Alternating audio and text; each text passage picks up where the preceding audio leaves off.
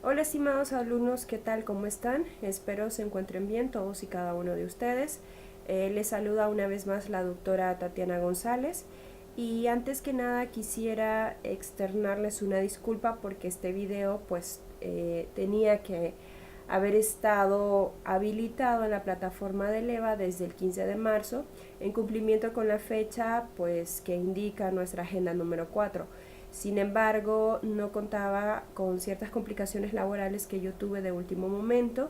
Tuve que trasladarme a otra ciudad y pues el hotel donde me hospedé desde el jueves no contaba con un acceso, más bien una señal del internet adecuada, era bastante limitada y ello me impidió pues proceder a grabar el video y sobre todo habilitarlo en nuestra plataforma del entorno virtual. Asimismo, ni siquiera lograba entrar a Leva, no pude leer las consultas que ustedes me hicieron durante estos días, derivado pues de la asignación que tenemos consistente en un trabajo que vamos a intentar sea de manera grupal. Bueno, entonces habiendo hecho esta salvedad, debo mencionarles que en la mañana del día de hoy, pues yo procedí a contestar cada uno de esos cuestionamientos o esas dudas que algunos de ustedes pues tenían y voy a seguir al pendiente en el rubro correspondiente de los mensajes en privado o si no de consultas al docente en la misma plataforma. Bien, me refiero para efectos de estar retroalimentando o estar dándole seguimiento a los cuestionamientos futuros o dudas que vayan teniendo. La intención de este video, el cual no pretendo prolongar mucho, es poder darles un pequeño acompañamiento pues a la elaboración del trabajo, precisar algunos aspectos, cuestiones muy generales de la lectura.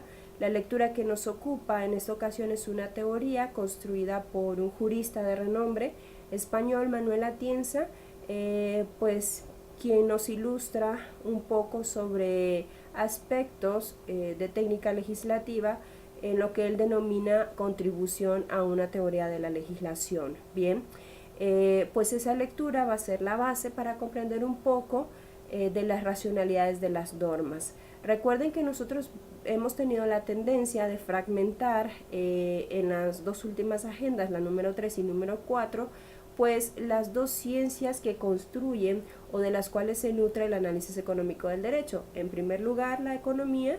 Ya tuvimos a bien realizar algunas lecturas y algunos ejercicios como cuestionarios derivado de eso y ahora nos corresponde la parte jurídica. Como yo les decía, las conferencias en tiempo real que tuvimos la semana anterior, pues la intención en esta ocasión no es empezar a definir qué es derecho, porque son conceptos básicos que ustedes ya van construyendo. De hecho, sabrán a estas alturas pues que se sigue debatiendo sobre lo que es derecho. Es muy difícil acaparar toda la complejidad del fenómeno jurídico en un concepto tal cual lo decía el positivista Lionel Adolphus Hart, ¿verdad? Que ya también en un momento lo había comentado. Entonces, el punto acá es precisar algunos aspectos jurídicos de mayor profundidad que ustedes ya pueden comprender, derivado pues de que ya traen una cierta trayectoria en su formación jurídica. Bien, estos elementos jurídicos que voy a mencionar de manera muy general se refieren, reitero una vez más, a la lectura del señor Manuel Atienza y a las racionalidades. Él reconoce que en la norma o en ese proceso de creación normativa debemos de contar con una racionalidad.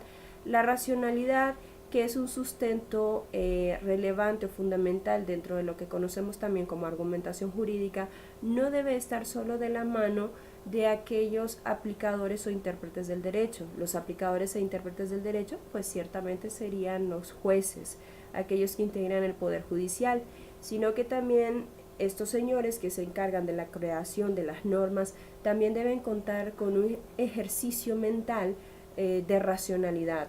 Estamos hablando entonces del otro poder, el poder legislativo, en el caso de nuestro país, pues un poder unicameral compuesto por diputados en una asamblea nacional, ¿verdad? Entonces, la intención de Atienza es precisarnos esos niveles.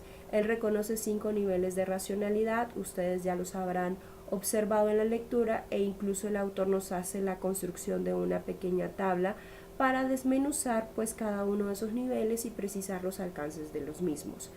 Un nivel de racionalidad lingüístico, muchas veces nos encontramos con ciertas fallas en la redacción de algunas leyes o en algunos dispositivos jurídicos, es decir, disposiciones específicas dentro de esa ley o dentro de ese código como cuerpo normativo, pues que tienden a provocar que el mensaje transmitido por el legislador a los destinatarios de la norma sea bastante ambiguo o confuso.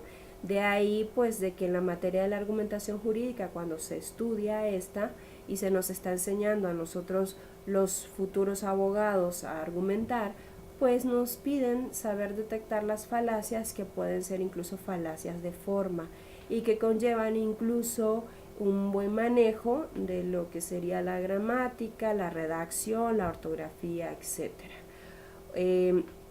El señor Atienza pues refiere de que aquí los editores y destinatarios pues deben de tomar en consideración este nivel, sobre todo los editores, pues en el sentido de los legisladores que van a emitir un mensaje al sujeto gobernado, al que va dirigido la norma, y pues este debe de comprenderlo. Un segundo nivel de racionalidad que también se suele olvidar dentro de la actividad legislativa es el jurídico formal, el R2 o el nivel 2 que refiere a Atienza. Y efectivamente esto es importante porque nuestro ordenamiento es precisamente esto, un orden, un sistema jurídico. Eso implica hablar de sistematicidad, implica hablar de una metodología, lo cual a su vez conlleva un orden para evitar las famosas contradicciones jurídicas. Pues ciertamente es importante que visualicemos que esa ley con la que se está trabajando y que va a ingresar a un ordenamiento y que por ende debe tener una congruencia con el resto de cuerpos normativos pues que deambulan o que se encuentran vigentes en ese sistema jurídico. Bien, finalmente la racionalidad en su tercer nivel o el R3, Atienza nos habla sobre el pragmatismo, la racionalidad pragmática. Realmente la norma o más bien la conducta de los destinatarios se va a ajustar a lo que dice la norma. Si es una prohibición o una permisión en su caso, realmente vamos a ver reflejado esto a manera de una conducta o a manera de una omisión por parte de los destinatarios de la misma. Es lo que señala Atienza también, derivado de la necesidad de que el legislador prevea esto, porque ¿de qué me sirve a mí adornar todo el ordenamiento jurídico con una gran cantidad de leyes, de disposiciones, de códigos, etcétera, si la conducta de los destinatarios simple y sencillamente es omisa de este tipo de normas, ni siquiera las toma en consideración o no hay un impacto real? Significa que el legislador no detectó, hablando un poquito aquí de aspectos del análisis económico del derecho, que pues el sujeto destinatario era un ser racional que va a tratar de maximizar pues su utilidad en todo caso. ¿Recuerda lo que habíamos visto de la economía? Pues que busca maximizar o toma al individuo como un ser racional que busca maximizar los recursos, la utilidad, pues los beneficios. Bien, entonces esto ya va un poquito de la mano a esta teoría de las racionalidades de la ley manejada por Atienza. Ya podemos encontrar como el enlace entre lo que hemos venido viendo desde la perspectiva del AED con la parte pues jurídica. Bien, luego habla de la R4, que hace referencia a una racionalidad teleológica. Ojo, teleológica, no teológica. Teleológica nos referimos al fin, a la finalidad. Bien, entonces se cumple o no se cumple según esa norma como esté construida por parte del legislador con los fines sociales perseguidos, realmente o no. Yo les daba como ejemplo alguna ocasión en alguno de los grupos con los que me conecté por el Google Meet, de una ley, alguna ocasión que me comentaba un académico en México que refería un poco sobre la temática de la violencia y discriminación hacia la mujer, y había un dispositivo jurídico o disposición o artículo que decía que la mujer pues tiene derecho al amor. Eso implicaría, decía en broma este académico, de que si la mujer sube a una ruta y de pronto veo al caballero que está en la parte de atrás de la ruta, me gustó, me atrajo y pues me enamoré, ¿verdad? El famoso amor a primera vista. Yo digo, bien, los derechos al final son prerrogativas que pueden ser exigibles por parte del gobernado, por parte del destinatario de esa norma, a quien se le está reconociendo. Ojo, a quien se le está reconociendo, más no otorgando, hablando de derechos, de libertades fundamentales o derechos humanos, como es la moderna teoría que los reconoce, pues estos no los otorga el Estado. El Estado básicamente lo que hace es reconocerlo, protegerlo y salvaguardarlo. Hemos venido evolucionando en esa concepción. Pero bueno, eso sería una discusión jurídica aparte. Lo que quiero que observemos es que si estas prerrogativas llamadas derechos son exigibles, o lo que algunos llaman también justiciables, hablando de la máxima o el principio máximo de la justicia en el derecho, pues significa que esa mujer puede hacer exigible ese derecho, esa prerrogativa, esa facultad al Estado. Entonces el Estado tendría que traerme a ese caballero que conocí en la ruta, del que me enamoré, y pues provocar de que yo me case, porque si yo tengo derecho al amor, para mí esto es el amor. Solo por hablar de un caso de una irracionalidad, y estamos hablando de que hay una falta de racionalidad, es una completa irracionalidad de una disposición jurídica dentro de una determinada ley, y que por supuesto no conlleva una materialización o cumplimiento o búsqueda realmente de los fines sociales, porque si yo lo que pretendo es que tengamos una merma en los casos de discriminación o de violencia hacia la mujer, entonces probablemente la configuración de esa disposición jurídica no sea la más acertada para cumplir con ese nivel de racionalidad. Bien, y finalmente la racionalidad número quinta, o la R5, que refiere a Tienza, pues nos inclina hacia el ámbito de la ética. Esto refiere mucho a los valores o la parte axiológica. Recuerden que sobre todo esto deriva después de la Segunda Guerra Mundial, cuando el derecho sufre esta transformación en el sentido de que, derivado de esos sufrimientos atroces o de todas esas acciones atroces que se dan en la Segunda Guerra Mundial, cuando los dirigentes nazis que son capturados y son llevados ante un juicio, ante un tribunal configurado para tal efecto, y estos pues intentan una defensa, pues ellos refieren que únicamente estaban cumpliendo con lo que establecía una ley, y una ley que era legítima porque era aprobado en todo caso, o fue aprobada por el legislativo o por el poder facultado para tal efecto alemán. Y pues efectivamente había leyes que estaban configuradas para hacer permisible este tipo de acciones o vejaciones que se cometieron en la Segunda Guerra Mundial. Sin embargo, pues se discutía ya en esos tribunales llamados los famosos juicios de Nuremberg, de que la ley debería de tener un contenido axiológico para que también ésta pueda ser válida, legítima, no solamente pasar por el tamiz del poder del Estado facultado para tal efectos.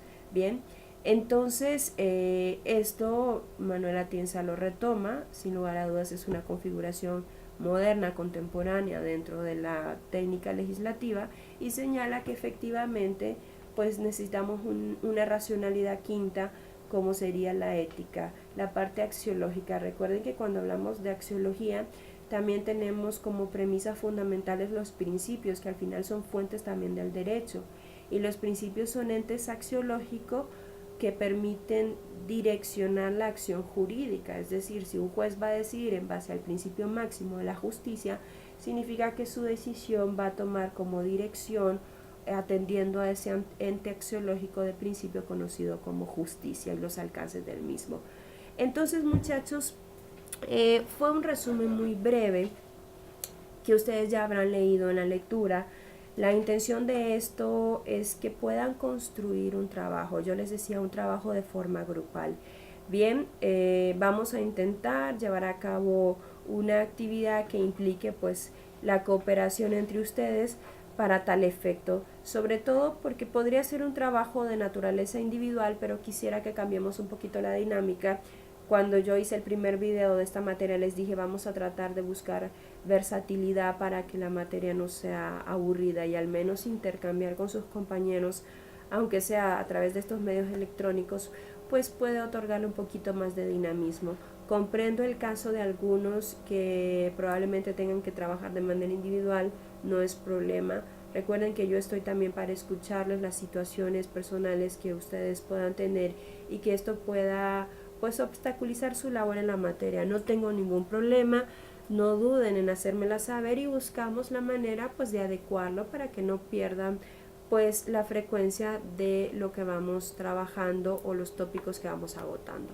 Entonces, muchachos, la idea es que escucharan un poquito de esto, quizás de una disertación oral como lo estoy haciendo ahora de mi parte, para complementar lo que ustedes ya leyeron en la lectura. Acompañada de la lectura en esta agenda número 4 también viene un trabajo. Les comento, ese trabajo fue una ponencia que yo preparé para el Día Internacional de la Mujer en el año 2017. No, sí, 2017, sí. El 8 de marzo pues me pidieron dar una conferencia magistral para aperturar un evento pues donde se conmemoraba pues ese día 8 de marzo como el Día Internacional de la Mujer, ¿verdad?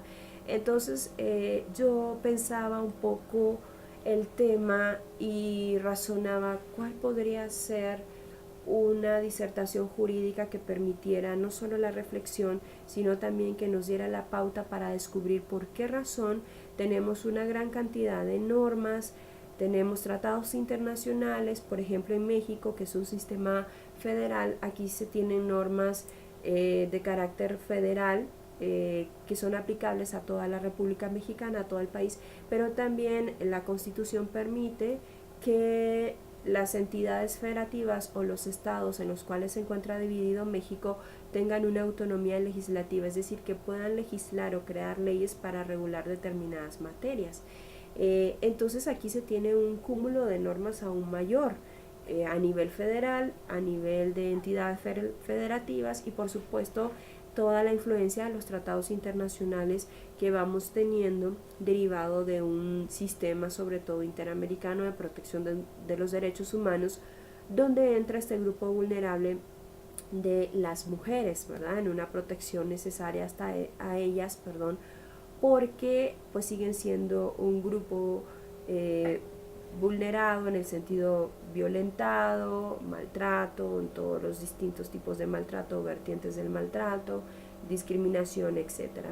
Y bueno, entonces me cuestionaba por qué razón no hemos podido tener la parte pragmática y teleológica que reconoce Atienza en las distintas racionalidades, porque estas normas nacionales o internacionales no han cumplido con ese cometido.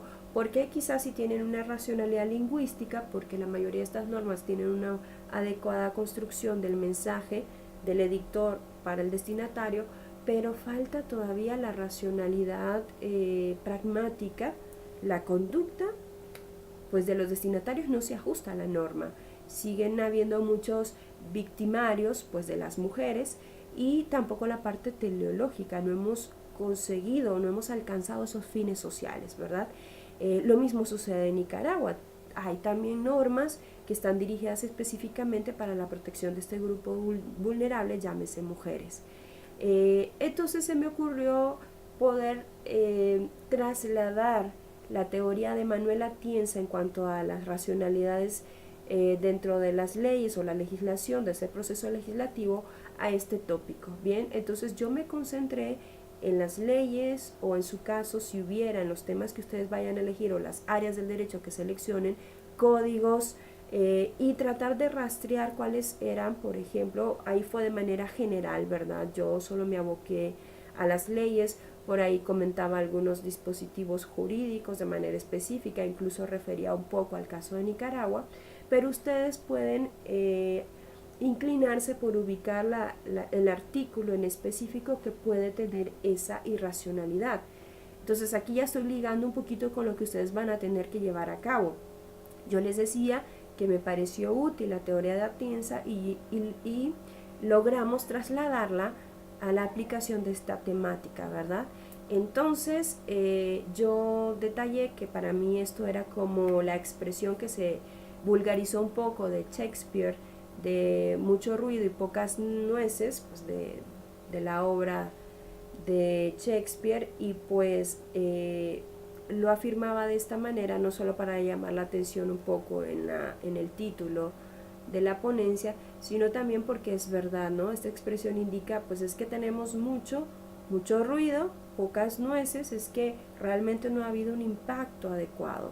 Muchas veces el legislador cree, y también se los he comentado en algunas videoconferencias, que cuando está haciendo leyes lo que está haciendo es echando tortillas. A veces las leyes pues las desarrollan, perdón, las construyen y pues entran en vigencia una tras otra y tras otra. Y no solo eso, sino que también el legislador muchas veces toma en cuenta algunos intereses corporativos, intereses de naturaleza política, etcétera, y eso ha generado lo que Ferrajoli llama crisis de la razón jurídica.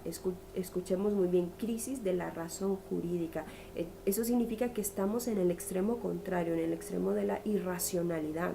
Atienza le conoce como una inflación legislativa exorbitante, demasiadas leyes en nuestros sistemas que son de tendencia pues romano-germánica, derecho positivo, escrito, pero son exageradas, y cuando hay reformas a veces algunos estudiosos han llegado a detectar que hay reformas que incluso solo vienen y le cambian el título de la ley y nada más en su contenido.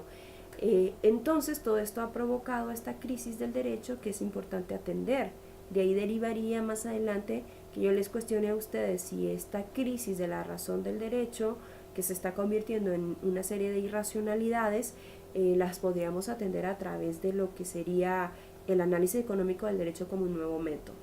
Pero bueno, muchachos, volviendo a lo que les decía del trabajo, pues ustedes observarán que yo hice una construcción, hice algunas críticas, trataba de hacer congruente cada una de las racionalidades para evidenciar que estas no se cumplían en lo que respecta a las leyes pues de la naturaleza propia de la que estamos hablando, de protección hacia la mujer. Ustedes tendrían que hacer un trabajo similar. Yo no les pido algo que conlleve quizás toda la construcción de una ponencia como la que tienen de ejemplo en el trabajo que les compartí. Pero si me voy a ir a una rama del derecho, lo primero que les recomiendo es tratar de definir esa rama o esa área del derecho. Si es derecho mercantil, pues indicar en qué consiste la materia, en qué consiste esa área. O a lo mejor me puedo ir un poco concretizando el trabajo en el sentido de que si elijo derecho mercantil, traten de abocarse a una parcela jurídica dentro del derecho mercantil. A lo mejor títulos de crédito, títulos valor, a lo mejor derecho societario, contratos mercantiles, etcétera. De esa manera pueden tener no un trabajo panorámico, sino algo más monográfico, más concreto. Y metodológicamente hablando, se les va a hacer un poquito más fácil. Entonces yo ya ubico esa área o esa parcela del derecho que voy a trabajar, después me concentro en las leyes que les son aplicables, que les regulan, o en un código determinado, y trato de ubicar las disposiciones jurídicas. Yo les aconsejaría, por ejemplo, clases o materias que ustedes ya hayan llevado. Eso les va a permitir a lo mejor recordar algún tipo de crítica que su maestro hacía, o no, en los debates o participaciones activas que ustedes tenían en el salón de clase, les recordará algunos elementos que se discutían. Ejemplo, en materia del derecho mercantil, no sé si ustedes recuerden que yo discutía un poco sobre el proyecto del nuevo Código de Comercio, ¿verdad? Preparado por ese grupo de expertos, donde ellos incluyeron el principio de lucro. Eso a mí me provocaba una completa irracionalidad. Y aquí hablaría de una irracionalidad ética relativa a los valores, relacionada con la axiología, porque ¿cómo es posible que el lucro sea pues invocado o plasmado en ese futuro código como un principio? No me quiero imaginar a un juez llevando a cabo técnicas de ponderación entre el principio de lucro pues con el principio, no sé, quiero pensar la buena fe, solo por decir alguno, ¿verdad? En ese aspecto, pues tenemos que el lucro al final forma parte de la esencia del mismo comerciante, de los actos de comercio, del mismo derecho mercantil. Entonces no tiene sentido que haya un reconocimiento del lucro como un principio, es decir, lo estoy dotando de un valor, lo estoy dotando de un aspecto moral, y eso me hace temblar un poquito porque es precisamente ese lucro insaciable lo que ha provocado muchas violaciones en materia de derechos humanos o muchas violaciones en materia medioambientales, entre otras más, también en aspectos de consumidores, etcétera. Entonces hay que tener cuidado. Aquí les estoy dando un ejemplo como yo estoy ubicando una irracionalidad y estoy enfocándola en el R5 que reconoce Manuel Atienza. Y claro, estoy dando una argumentación. Observen cómo argumenté, cómo ejemplifiqué que esto es una irracionalidad. Bien, entonces es lo que ustedes tienen que lograr en el área o en la rama, o más específicamente en una parcela, que es lo que les aconsejo del derecho, ubicando varios ejemplos que conlleven esas irracionalidades. Pues yo ahí les puse cuál sería la formalidad del trabajo, cuántos ejemplos tendrían que citar. Hay algunos ejemplos de deficiencias jurídicas que también podrían conllevar más de una irracionalidad de las que reconoce pues Manuel Atienza, bien, para que lo tomen en cuenta. Pues bien, muchachos, esto era un poquito de lo que yo les quería compartir respecto del trabajo que tendríamos a bien realizar. No quiero extender más el video. Hay otro tópico que cuando estuve charlando con ustedes en las videoconferencias de la semana pasada, yo quisiera también mencionar, pero lo voy a dejar para la siguiente semana. Me refería un poco de ese debate de la aplicabilidad del AED a nuestro sistema romano-germánico, cuando a este ha nacido más en el sistema del Common Law, y sobre todo porque se debate mucho el hecho de que el AED también podría ser aplicado no solo en las trincheras del legislador, quien es el que crea la norma, sino en las trincheras del aplicador e intérprete del derecho, me refiero al juez.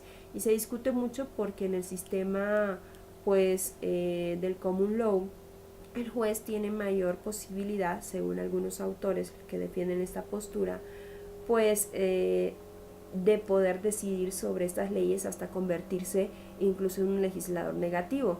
Yo quisiera aclarar este aspecto porque en nuestro sistema romano-germánico pues hemos venido haciendo una construcción al respecto, y hoy hablamos de un control jurisdiccional de constitucionalidad y nos referimos al control difuso y concentrado, o los mixtos. Como ejemplo, en nuestro país, Nicaragua, hay una convivencia entre el control difuso y el famoso control concentrado. Estos son temas de derecho procesal constitucional, pero sí quisiera aclararlos en su momento. Va a ser más adelante, probablemente en esta agenda quinta, o en la última agenda, o quizás en una videoconferencia más, que yo lo precise, sobre todo para que observemos que el AED sí puede encontrar un poco de cabida. Entonces no los quiero confundir más, eso lo vamos a dejar para después. Como dicen por ahí, se va a hacer otro capítulo de la telenovela del AED. Pero en esta ocasión entonces les pido que trabajen de una manera muy detenida sobre esto, observemos, seamos capaces de criticar nuestro propio sistema jurídico, nuestra legislación, nuestras leyes. Hay muchos, sin lugar a dudas, porque en Nicaragua todavía tenemos que avanzar, tenemos que esforzarnos más, y eso creo que les va a tocar también a generaciones como las de ustedes. Pues la de nosotros ya estamos haciendo lo posible, tanto desde fuera como dentro pues del país, o tratando de llevar una convivencia simultánea para siempre aportar a nuestra pequeña patria. Pero yo creo que esta labor en su momento de poder racionalizar nuestro sistema jurídico les va a corresponder sobre todo a ustedes, y es importante que vayamos conociendo esas herramientas. Entonces, muchachos, espero no haber hecho omisión de nada importante. Creo que no, eran algunos elementos que quería precisar, y pues les invito a que este trabajo lo llevemos de la mano, en el sentido de que sea bastante profundo, reflexivo, porque muchos elementos que trabajemos aquí los vamos a retomar en el proyecto final, bien, donde vamos a aplicar ya estas teorías o estos modelos económicos para poder hacer un ejercicio práctico de que si nos permitirían, una vez aplicadas al ámbito jurídico, poder contrarrestar este tipo de irracionalidades que ustedes pues vayan ubicando. Como son un equipo, les pido que traten de consensuar entre todo el equipo la materia, el área, la parcela jurídica que van a trabajar. Yo creo de que si es un área que todos ustedes tengan como afín o conozcan o hayan recibido ya en una clase anterior, pues eso les va a ayudar más, ¿verdad? Entonces, siempre estoy a sus órdenes, muchachos, no dejen de escribirme por ahí. Tiene mi número también personal telefónico, solo que ya les comenté, pues lo utilizamos con la responsabilidad debida, pero yo siempre estoy muy al pendiente. A veces pues hay cuestiones que escapan a mi voluntad, pero estamos ahí siempre para ir de la mano en esta materia. Les deseo lo mejor, un bonito fin de semana y estamos en contacto. Buenas tardes.